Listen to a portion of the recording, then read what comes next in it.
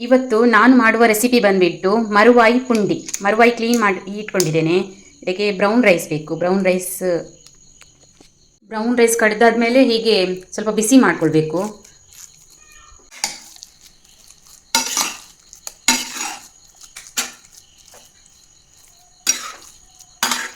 ಬ್ಯಾಂಗ್ಳೂರು ಕಡೆ ಎಲ್ಲ ತುಂಬಾ ಫೇಮಸ್ ಇದೆ ಮರುವಾಯಿ ಪುಂಡಿ.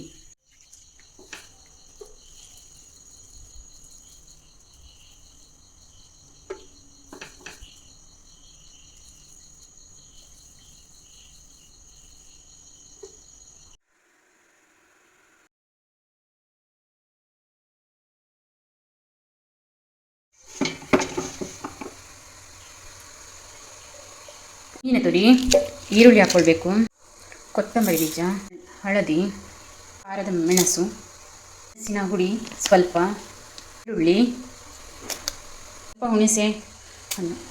ಈಗ ಇದ್ರದ್ದು ಪೇಸ್ಟ್ ಮಾಡಿಕೊಳ್ಬೇಕು. ಈಗ ಬಾಣಲೆಯಲ್ಲಿ ಎಣ್ಣೆ ಹಾಕಿಕೊಳ್ಬೇಕು. ಸ್ವಲ್ಪ ಸಾಸಿವೆ,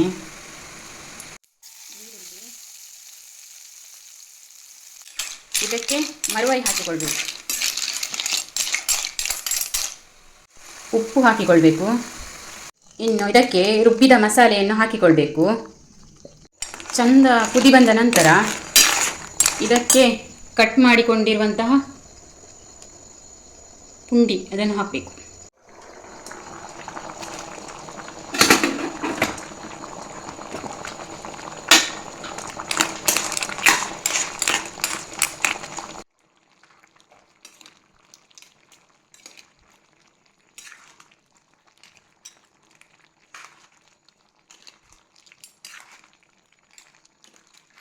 ಒಮ್ಮೆ ಟ್ರೈ ಮಾಡಿ, ಟೇಸ್ಟಿಯಾಗಿರುತ್ತೆ.